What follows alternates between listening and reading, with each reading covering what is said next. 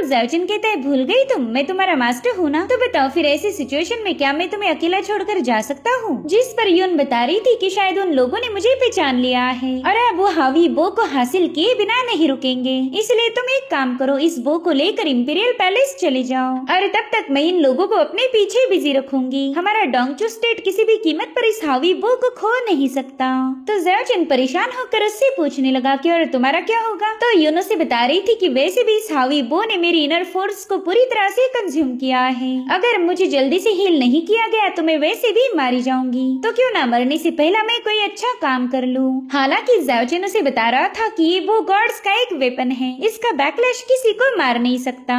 मुझे तो लगता है कि किसी ने जरूर से इस बो पर कोई रेस्ट्रिक्शन लगाया होगा। और उतने में ही यून दोबारा से बेहोश हो गई। तो ज़ाओजिन तुरंत ही उसे फेरी इमॉर्टल लोटस की एक पंखुड़ी खिला देता है। अब इस पंखुड़ी की वजह से यून को होश तो आ गया, मगर उसे काफी ज्यादा गर्मी लग रही थी क्योंकि इस लोटस को बिना रिफाइन किए खाया नहीं जा सकता था। तो यून तुरंत ही उसे रिफाइन करने में लग गई, लेकिन विदाउट इनर फोर्स की वो भी पॉसिबल नहीं था। वो ज़ाओजिन को बताती है कि transferring the haven melting the earth technique का यूज करने के लिए ढेर सारे पावर्स की जरूरत होती है। वह टेक्निक यून को उसके मास्टर ने सिखाई हुई थी। वो कहती है कि इस कल्टीवेशन टेक्निक का यूज करके हम किसी भी कल्टीवेटर की पावर को एब्जॉर्ब कर सकते हैं। जिस पर ज़ाओजिन कह रहा था कि ये तो फिर पूरी तरह से गलत है, हमने कभी भी दूसरों की पावर पर कब्जा नहीं करना चाहिए। हालांकि यून उससे कह रही थी कि प्लीज मुझे तुम्हारी थोड़ी सी पावर दे दो, बिना इनर फोर्स के तो मैं इस लोटस को रिफाइन ही नहीं कर सकती। मगर ज़ाओजिन ने तो इसके लिए साफ इनकार कर दिया।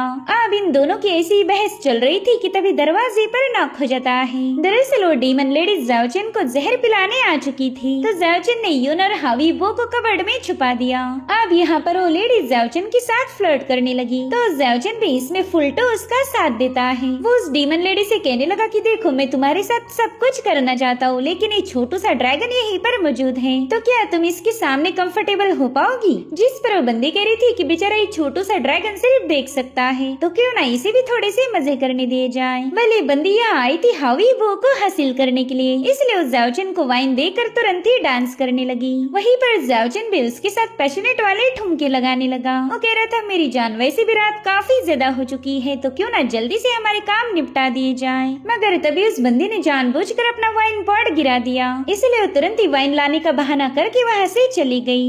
उसे तो बस ज़ाओजिन के एक्शन को डिले करना था। और फिर थोड़ी देर बाद जब वो कमरे में वापस आई तब ज़ाओजिन उसके गले पर नाइफ लगा के खड़ा था। वो कहता है तुमने मेरा मूड बनाकर मुझे इंतजार करवाया, अब तो तुम्हें मरना ही होगा। मगर उतने में वो बंदी उस पर हमले करना शुरू कर देती है। साथ ही दोनों भी बिस्तर पर गिर गए थे, जहाँ पर ज़ाओजिन ने उसे दबोच लिया। मगर ये पॉइजन लेडी ना होकर यून की बड़ी बहन शियू थी।